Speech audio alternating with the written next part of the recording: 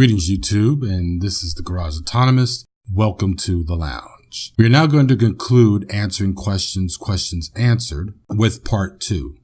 First question is, Garage Autonomist, you have made a lot of videos making references to the Black Panther Party as the revolutionary left example coming out of the black struggle, yet you also claim to being an anti-authoritarian left communist. Is this a contradiction to you? Because I share the same conflicted position of the Panthers. I admire them, and yet I identify myself as an anarchist. Thank you.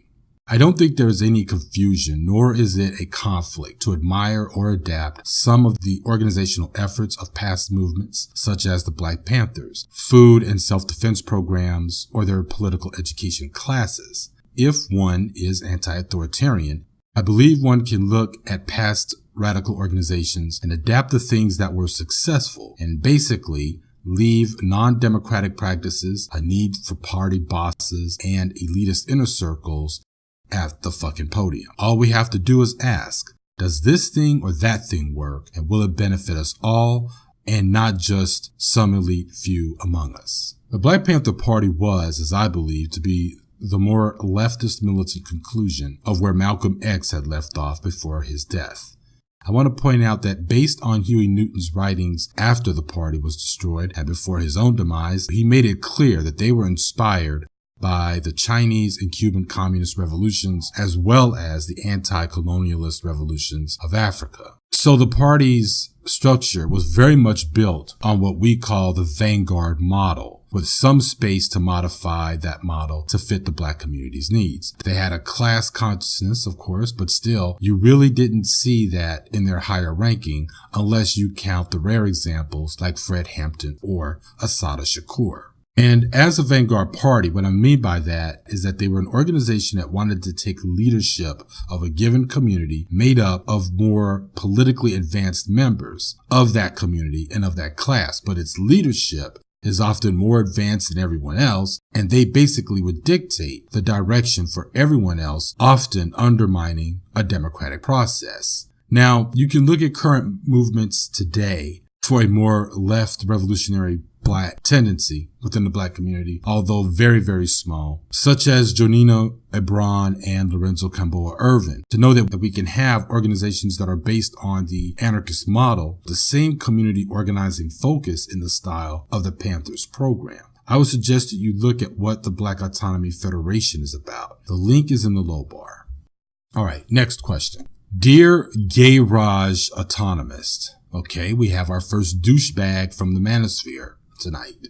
You always attack male anti-feminists, but you seem silent on female anti-feminists. Is the visor of your white knight's helmet blinding you so badly that female anti-feminists don't register? I'm very well aware, you low IQ, low EQ, two-legged mollusk, that there are women anti-feminists. If there are such things as coons, which I'm most likely sure you are, if there's such a thing as a self-hating gay person, a self-hating Latino, Asian, etc., then yes, there are self-hating women.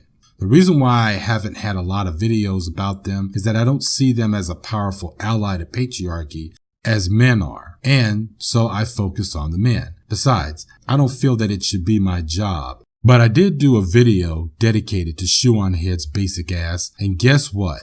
That video was dry snitched to the copyright owners of the Gone Girl footage that I used in the video. I didn't get a strike or anything, but they did swap the video down. I re-edited the video using this little trick I learned to distort the copyrighted footage, but it took away from the awesomeness of the original way it was presented, and so I left the video private. Anyway, I hope that answers your question, low IQ, low EQ, two-legged mollusk. Now, moving on to the next question. And the next question is from an anonymous subscriber. The anonymous subscriber, and I have to warn you that the letter that this person sent me is a bit dated by a few months. Garage, are these the most pressing problems for black men? Check out these topics of black men YouTubers. The 5 Levels of a Player by Rom Wills.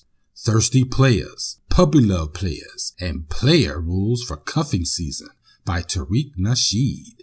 The Angry Man defines what simping really is by the Angry Man Valdez. Trick Daddy tried to save you, but Monique is the one who played you.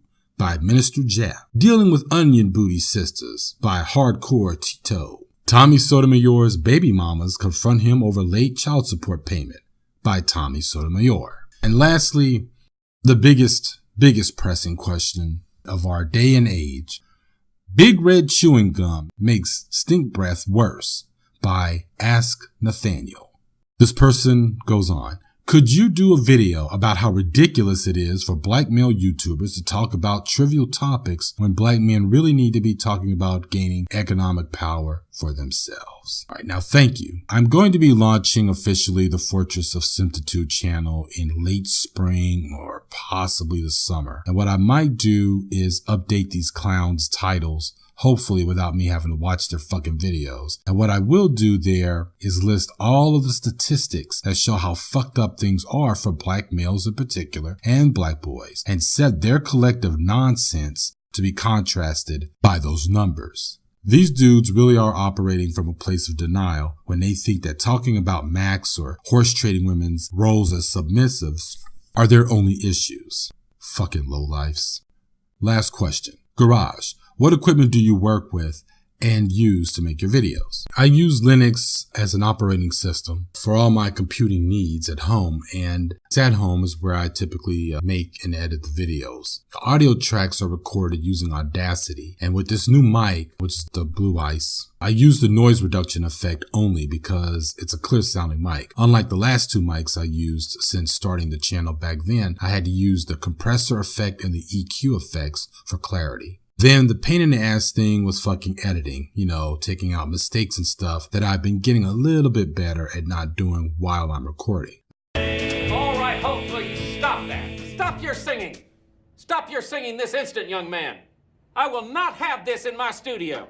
Then the next pain in the ass thing to do, which is actually the fun part to do, is gathering images or video footage. It's a pain in the ass because it winds up taking a huge amount of my time making videos. But, I don't really want to keep doing the same thing over and over again. I know that people are really relying on listening to my voice, but at the same time, I want to give them visuals. I just don't want to have to use the same visuals over again and try to make every video looking the same. I know that's kind of hard to avoid when you're doing the slideshow style of videos.